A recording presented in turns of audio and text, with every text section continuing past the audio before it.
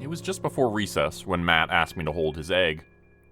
We were doing a school project where the goal was to keep an egg safe for an entire week, as if it were your own baby.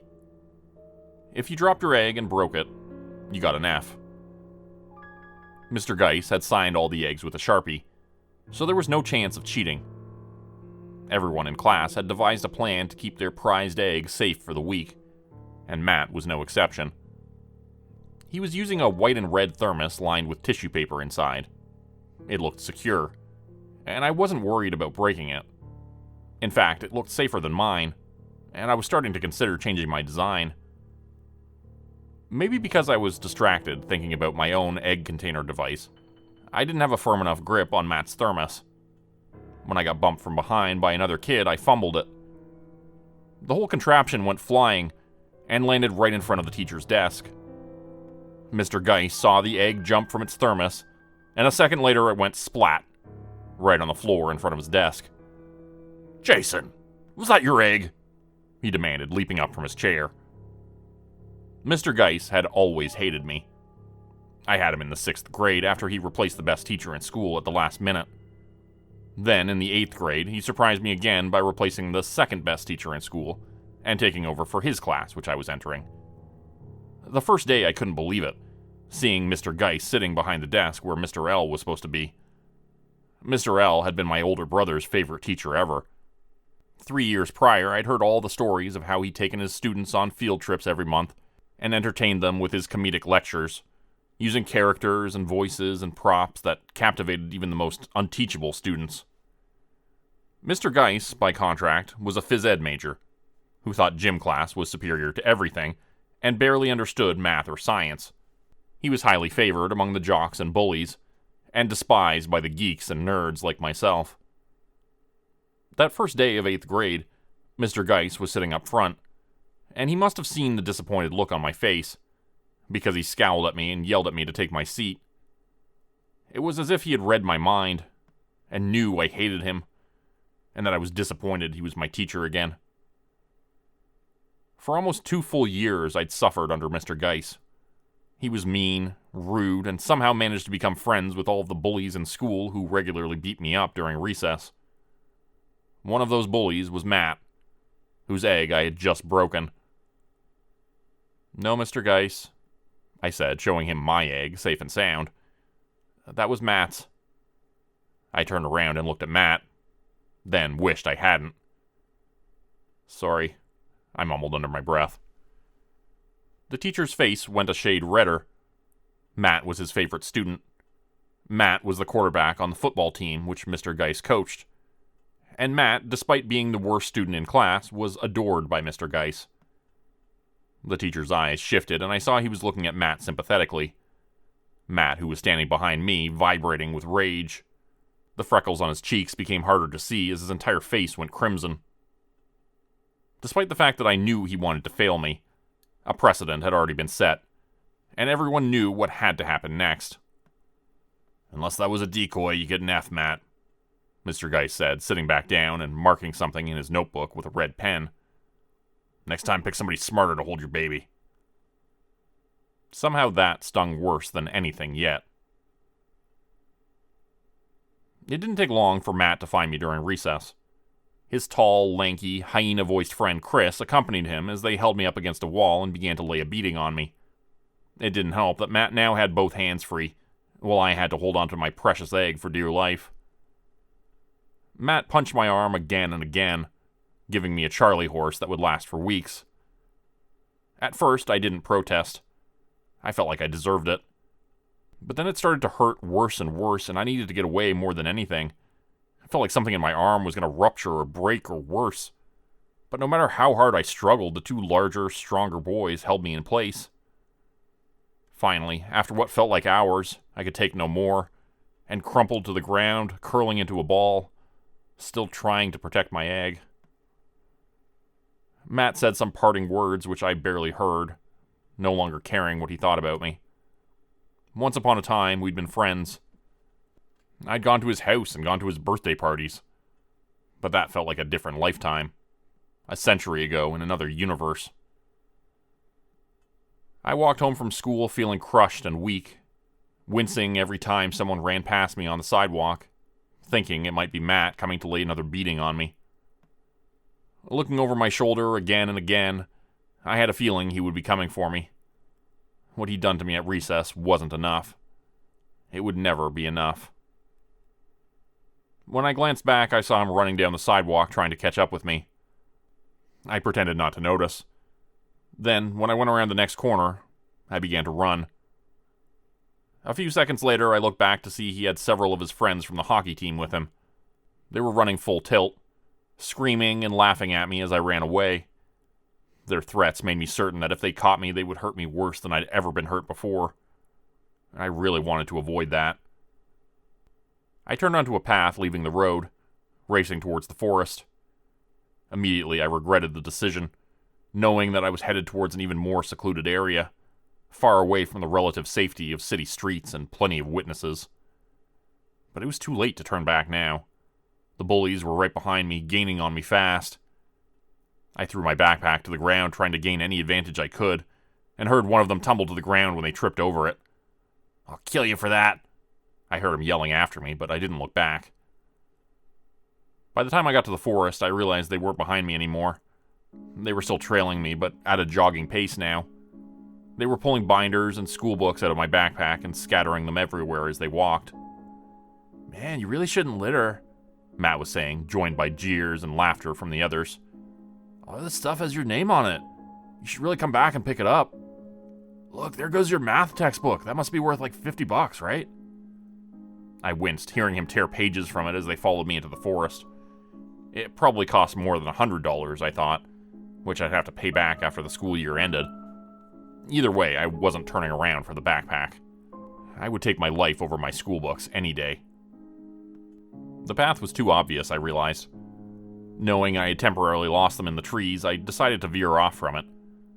I had to get creative if I wanted to lose them. So I went off the path and ran through some bushes, heading away from the trail. It didn't take long for them to notice, and I heard them crunching through leaves as they followed me a few seconds later. "I see you," Matt shouted, and I looked back to see he was pointing right at me. "And I am gonna fucking kill you." It was an accident, I wanted to scream, but it wouldn't make any difference. None of it mattered to him. He just wanted blood now. Running as fast as I could through the fallen leaves, I tripped over a branch. It was hidden by the rusted brown and yellow foliage, and so I hadn't seen it. When I looked up, I realized there was a hiding place just beside me that I would never have noticed if not for tripping. A large, hollowed-out log was to my right, and I crawled inside of it. It was large enough for me to fit inside, but just barely. I held my breath, hearing the sounds of footsteps coming closer. The other boys were right outside, looking for me. "He was here a second ago," one of them said. "I saw him." Patiently, I waited for them to leave, hoping they wouldn't linger for too long. The log was wet beneath my ass, and I felt the rotten moisture leaking through my pants. I noticed movement to my right and looked to see a fat spider crawling on the ceiling of my hiding spot. And just beyond, there were millipedes, potato bugs, and little red worms which squirmed and wriggled as they poked their heads from the decaying wood. There were probably more of them beneath me, and I realized I felt movement under me. The entire rotten log was alive with insects and creepy crawlies. Horrified and sick to my stomach, I nearly burst out of there screaming. But I stayed where I was and hoped they would leave. Instead, the boys lingered nearby, far too close for comfort. "See in there?" I heard one of them ask. With fear overwhelming my revulsion, I set down my precious egg and clambered further into the decaying log. I crawled through thick spider webs as things skittered down my back and into my pants, biting back a scream and forcing myself to continue forward. All the way to the end, or at least what I thought was the end of the hollow log. Instead of bumping up against a rock or roots or cold hard ground, I kept crawling, into the darkest place I'd ever been. Something about it was calling to me, even more than my sense of curiosity at this strange world which seemed to be opening up all around me. I sensed by the noise of my movements that I was now in a wide open space, damp and cold like a cave, and I felt around, realizing I could stand up now. I sensed there was something just ahead of me, and I reached out to feel a smooth wooden surface. My hand probed the flat surface for any marker or indication of what it might be, and suddenly I felt something round and polished jutting out from it. For a few seconds, I couldn't figure it out because the context clues were all wrong. Whatever this thing was didn't belong here.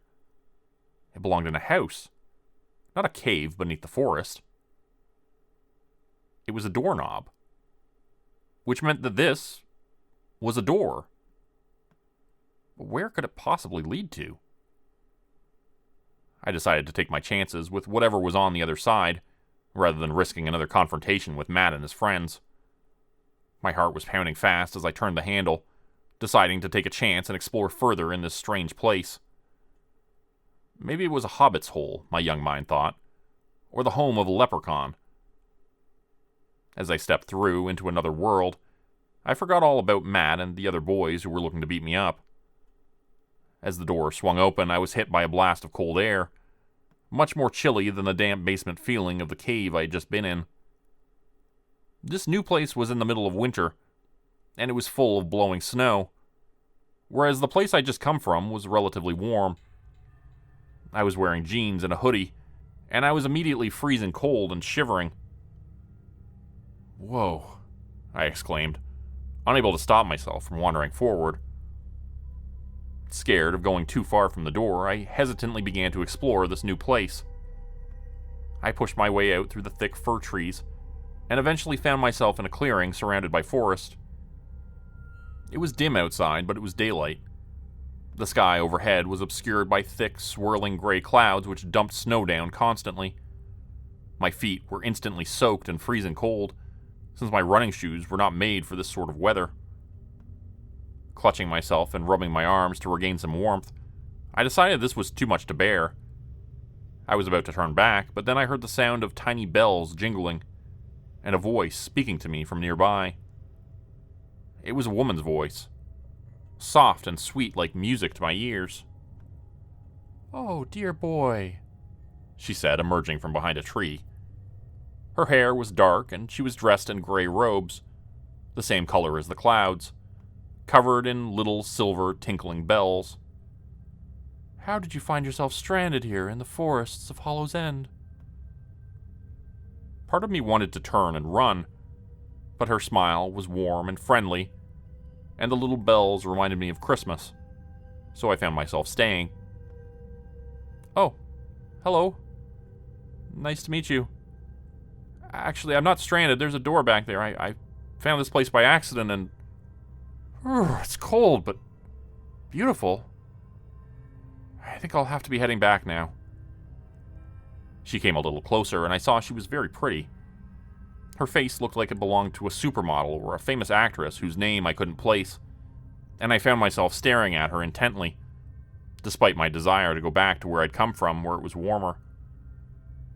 Then, before I knew it, she was standing right in front of me. "If you're cold, I can get you a coat. And some hot cocoa. Would you like that?" I felt myself nodding, and she took my hand in her own freezing cold one, and when she touched me, my entire body became covered with goosebumps, and I found myself going with her. She led me away from the door I'd come through, and deeper into the cold and wintry world of Hollow's End. A little while later, we were sitting inside someplace warm, although I didn't remember walking there. I had a fur coat around my shoulders, and I was sipping cocoa, staring at the beautiful woman across from me. She was old enough to be my teacher, and it should have felt rude, but I couldn't tear my eyes away. And she didn't say anything, only looked at me with that same warm smile. But then, her happy expression dropped, and she looked away, as a tear dripped from her cheek, spilling onto the floor, where it immediately froze solid. Her lower lip quivered as she said a silent apology to me. "What's wrong?" I asked. "Nothing," she said. "How's your hot chocolate?" "Delicious." And it was. The best I'd ever tasted. "Are you hungry?" she asked, wiping away the tears which had turned to snowflakes on her face. Yes, I'm very hungry, I replied. I couldn't help it. I was starving. My stomach was rumbling, and it felt like I should have eaten dinner hours ago. And yet, time was funny here. I wasn't entirely sure how long I'd been in this world on the other side of the door. But the groans from my belly were saying it had been a very long time. What is your favorite thing in the world to eat? I thought about this for a second, and it didn't take me long to come up with an answer. My mom's beef stew, I said. It's the best. Her face lit up in a warm grin again, and she got up and went to the stove. I noticed for the first time there was a black pot simmering there. Oh, what do you know? That's exactly what I'm making for dinner tonight. Beef stew. My mouth started watering at the smell. It was exactly like what I remembered from home. Which reminded me I should be going back there. My mom would be worried about me. Something about this was creeping me out, too. The more I thought about home and the strange situation I was in, images of Hansel and Gretel crossed my mind, although I hadn't yet labeled this woman with the dreaded W word. I didn't think she'd like it if I called her that, even if it was true. I was about to open my mouth to say I had to leave when she presented me with a steaming bowl filled with beef stew, and I forgot what I'd been thinking about. The dish looked just like my mom's, and the smell was overwhelming. Next, she set down a board with a freshly baked loaf of bread sitting atop it, steaming and warm with butter ready for spreading. I couldn't possibly leave right after she'd done all this for me, I thought to myself, and began to dig in. The meat was tender, the broth perfectly thick and seasoned, and the carrots, potatoes, and onions had just the right amount of bite. It was the best beef stew I'd ever eaten, peppery and hot, and I quickly downed 2 bowls, devouring 4 slices of warm, crunchy fresh bread, slathered in salted butter, which I used to mop up the puddles at the bottom of my bowl. Wiping my face with a napkin, I belched loudly and excused myself, my face turning red with embarrassment. No need to apologize. A healthy burp is a sign of a properly cooked meal in my books, she said from across the table. I realized then that she hadn't eaten anything, and felt bad for not noticing earlier. I'm just not very hungry these days, she said, as if reading my thoughts. But I'm glad I could make you happy with a meal. The greatest joy in life is feeding people, I always say. That's what my mom always says, too. It wasn't quite what she said, but close enough. The woman's face broke again, and frozen tears began to pour from both eyes, as she let out a gut-wrenching sob. It was startling after our pleasant conversation so far, but obviously there was something deeply troubling this woman. What's wrong? I asked. I'm not sure if I can help, but I'd be happy to try. That's sweet of you to offer, she said. But you're just a boy. I need someone... well, someone who can be very, very sneaky. No, I'm sorry, it's too dangerous. What's too dangerous? I asked, curious now. She walked over to the fireplace and looked into the flames. Then, after some time, she began to speak. It's been years since I've been trapped in this place. An outcast sent to live at the edge of the forest. Her voice was sad and almost brought me to tears as she continued her tragic tale. My family once ruled this land. We were fair and just. Everyone in Hollow's End had enough to eat. It was warm and the sun was shining every day. Crops grew tall in the soil of our lands, towering to the height of trees. There was always more than enough to go around. But then, a great beast emerged from the forest. It was a jungle cat, large and white, and with it came the snow. The great tiger was intelligent, and could speak and enthrall the hearts of men. He convinced them to take my crown from me. And with it, I lost my power to hold back this never-ending winter. The trees went bare overnight. The crops began to wither and fail. And soon there was little to eat and never enough to go around. She showed me the bottom of the pot of stew and the few scraps that remained, then set it down to rest on the stove. "You gave me all of it?" I asked, stunned and heartbroken. "But you don't even know me." "My mother always taught me to be kind, to help strangers lost in the cold." I thought about this for a few moments before making an impulse decision I would come to greatly regret.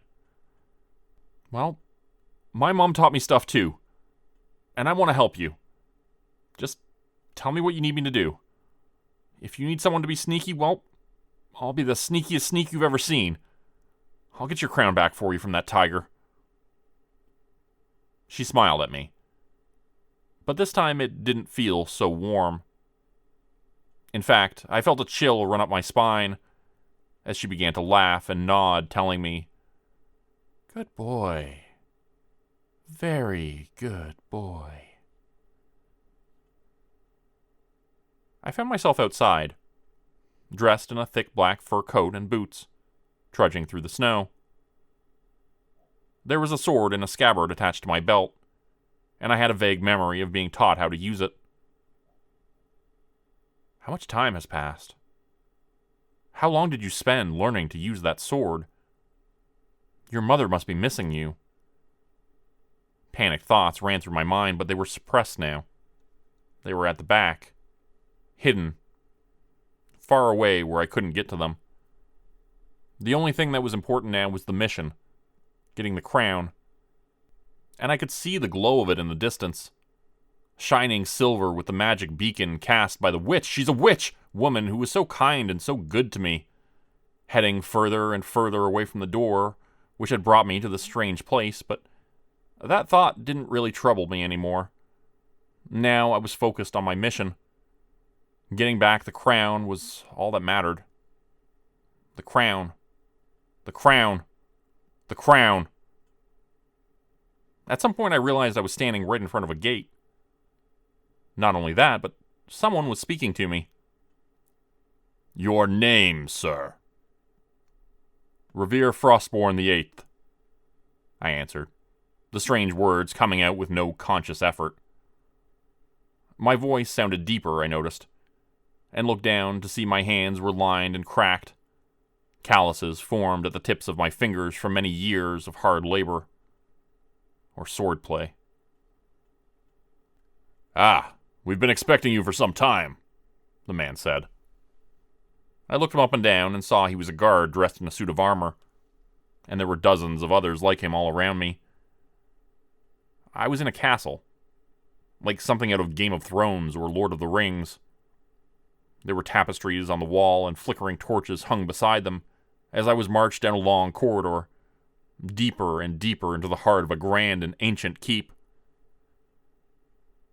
After going through numerous lines of guards, each larger and more ornately armored than the last, we finally arrived at a massive entryway. There, the guard who had been my escort left me.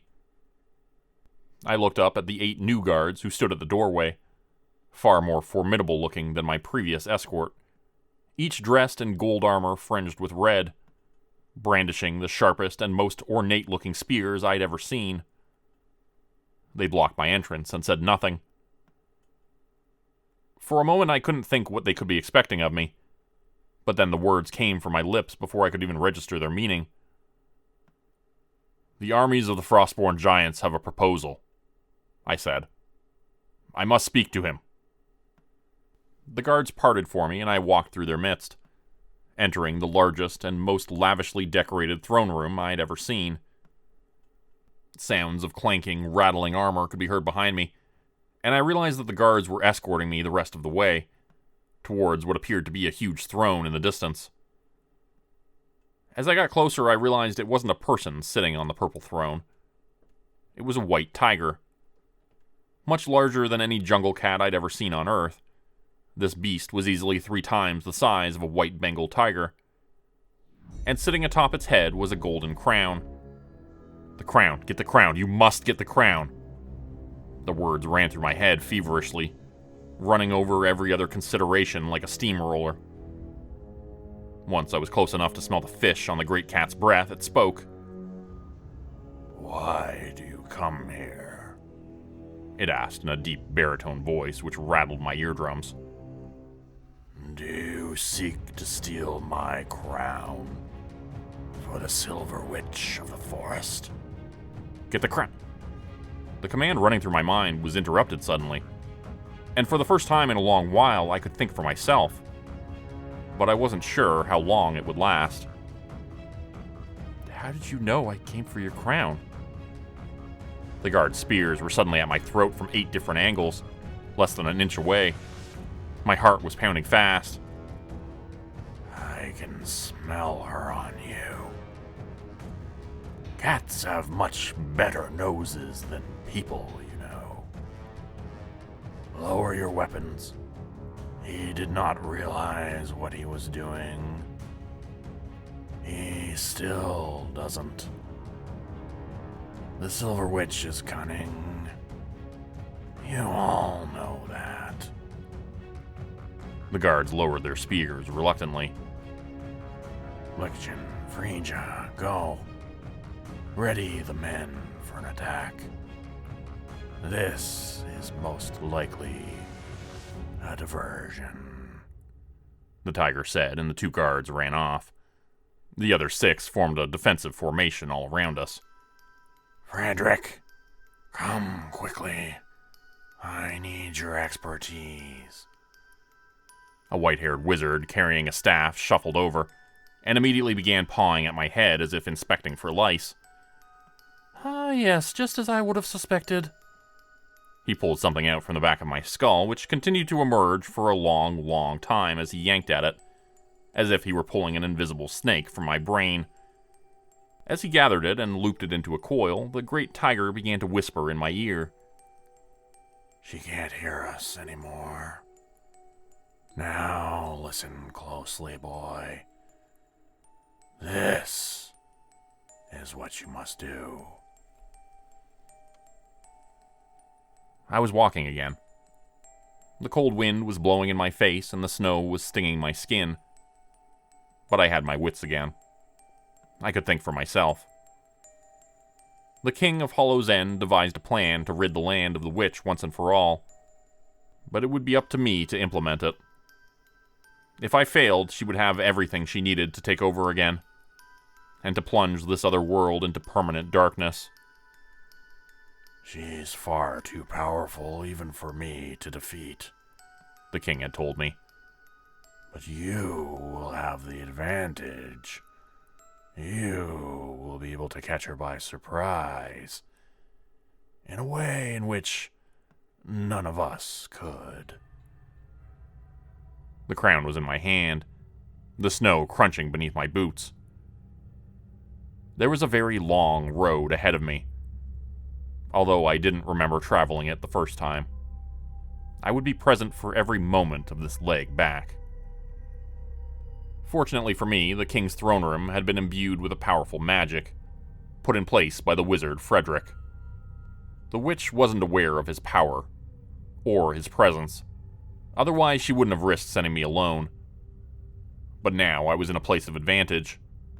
All I had to do was get her to put on the crown, and it would drain her of all of her magic, making her powerless, due to a hex placed upon it by the wizard Frederick. Without her magic, the witch would freeze like ice, and shatter into a million pieces. I continued to walk, pondering my plan and every possible thing that could go wrong.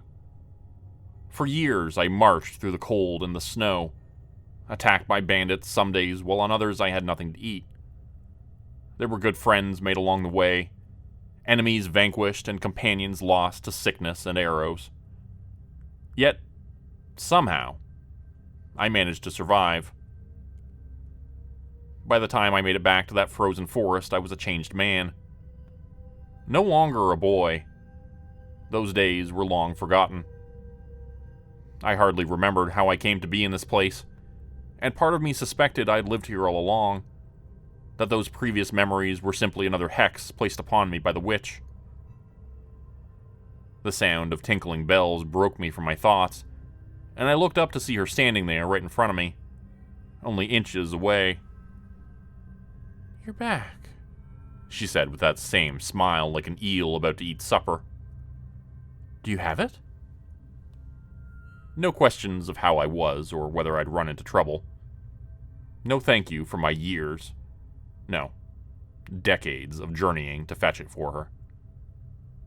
My hands shaking with barely concealed rage, I fetched it from beneath the folds of my tattered cloak and handed it to her. "You're shaking," she said, taking it from me. Her voice was nervous and slightly suspicious. "Are you all right?" "The years have done a number on me, my lady. I am not the boy I once was. I have grown old in my quest to find this for you, and to slay the great tiger who stole your throne." "But you have done it? He is dead?" I nodded. "Yes, he is dead." Smiling wider, she began to put the crown on top of her head, lowering it to the point where it almost rested there. It hovered for several long moments. But then, she pulled it away. "No," she muttered. "Too easy." Her face was getting red with rage, and I realized she had caught me. "You shouldn't be able to tell your own age. That was part of the spell. It was supposed to keep you blind to how much time you spent here. A variation on the hex which enchants my forest." She raised her hand, and a bolt of energy deformed the air in front of me, causing it to shimmer. And then it moved over me, enveloping me. It was pure heat, like the air just above a fire where you would toast your marshmallows. I screamed as the boiling air began to melt my skin, setting my fur cloak ablaze. "You will learn not to disobey me again," said the witch, inspecting the crown in her hands with disinterest. "But for now, pain." The scorching air got even hotter somehow, and my hair caught on fire a second later. Now I couldn't even scream. My voice was caught, my face frozen in a grimace of sheer agony. Time stretched out forever, although it only lasted a few instants. Then, thankfully, the burning haze was extinguished by a snowy gust of wind. "Enough, witch! You have destroyed this poor boy's life. Now you will pay." It was the wizard, I realized with relief. He had come to save me. And not only that, but he was riding on the back of the great white tiger king. Frederick leapt from his back and began to advance on the witch, as the tiger flanked her from the other side. He held out his staff in front of him and cast bolts of white lightning at the witch, who in turn sent them ricocheting in every direction, deflecting them with a swirling gray cloud which she manipulated expertly. One bolt of lightning deflected back exactly at Frederick, hitting him center mass and sending him flying backwards. After hurtling through the air several yards, he landed against a rock where he lay motionless. "Frederick!"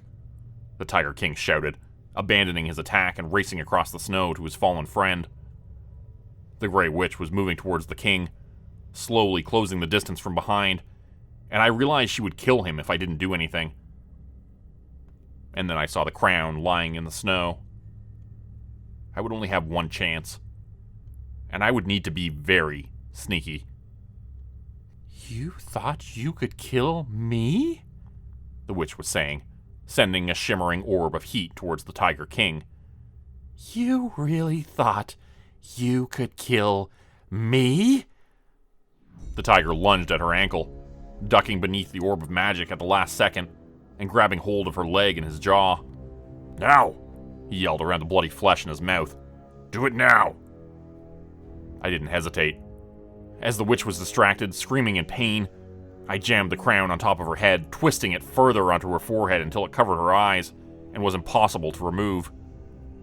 It began to turn red, then white-hot as she howled in pain and tried to pry it off, but it wouldn't budge. The witch began to freeze from top to bottom, turning into an ice sculpture of herself, before she shattered into a million pieces.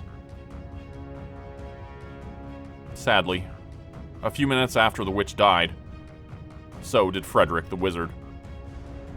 He managed to hang on for a little while, just long enough for his magic to send the witch back to hell where she belonged. But then his injuries overcame him. He had used the most powerful magic available to him in his effort to stop the witch, and she had turned it around on him, deflecting it right back at his own heart.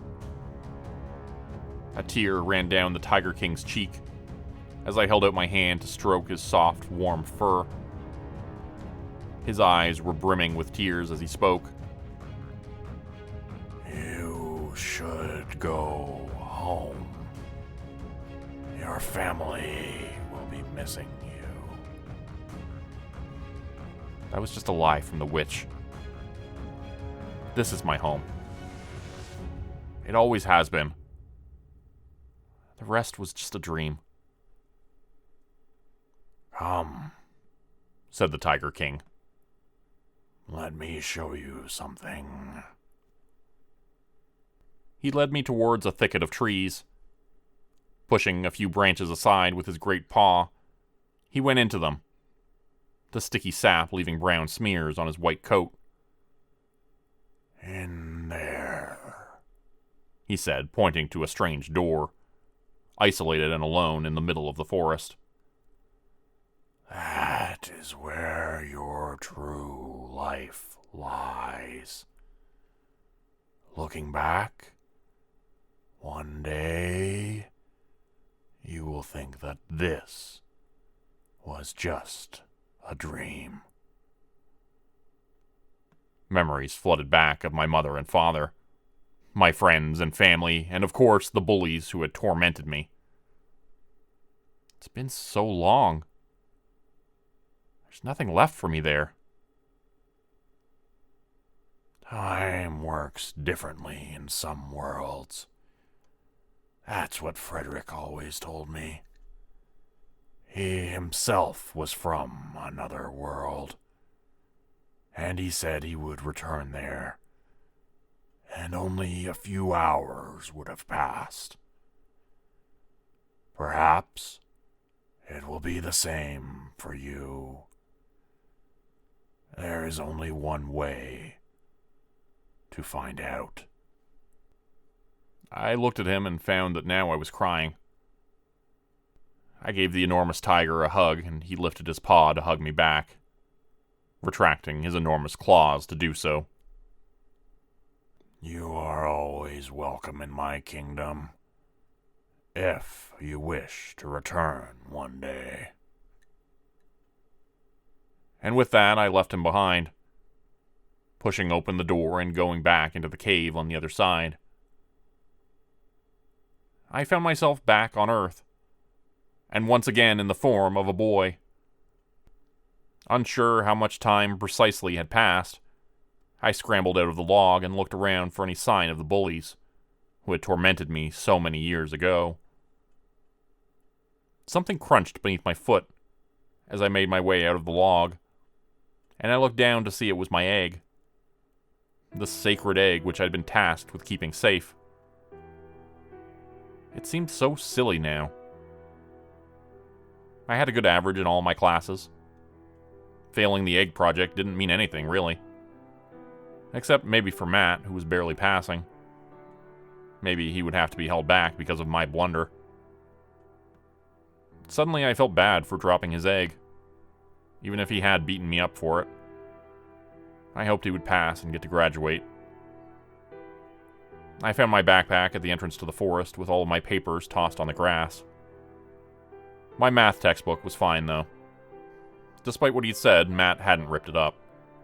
He'd only torn out blank pages from a notebook. Maybe he felt bad.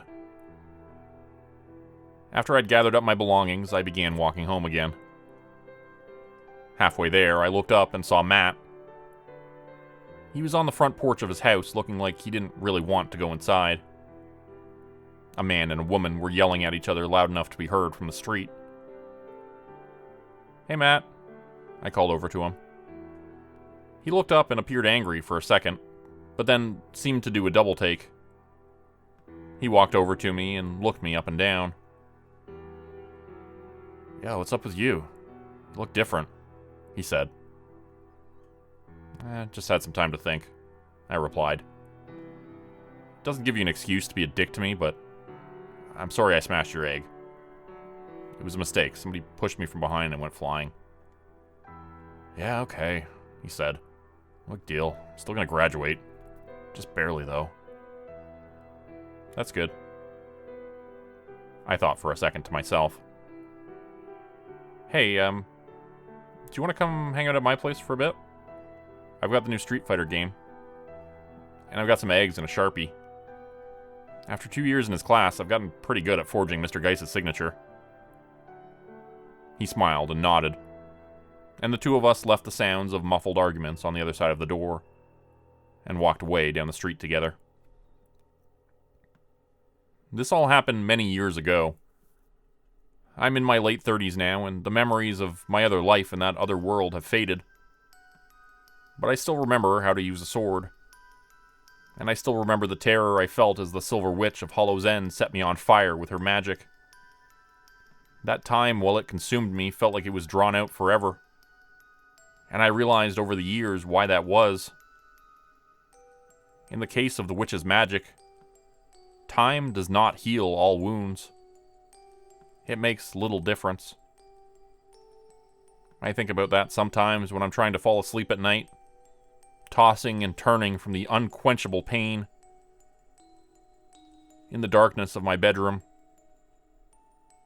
Every time I see a shadow that looks vaguely like a person, I'm convinced it's her, and that she's laughing in the darkness, tormenting me with her magic. It doesn't matter that she's dead.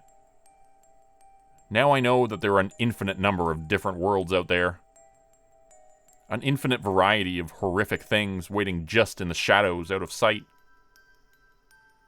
How many doors leading to other worlds are there out there? And what would we do if someone like the Silver Witch steps through into our world? What if they're already here? Or someone else, much worse? Thank you for watching tonight's video, listening to tonight's story. Hope you enjoyed. This story was previously featured on the Dr. Nosleep podcast. I'll include a link in the description below if you want to check out his podcast and YouTube channel. This story is also featured in my new book, which is just being released. It's actually available on Amazon now, and it's titled From the Darkness. There'll be a link in the description below if you want to check out the book. And this is a collection of short horror stories all written by me. There's a bunch of stories in here that have been on podcasts, and one story that's never been seen anywhere else before.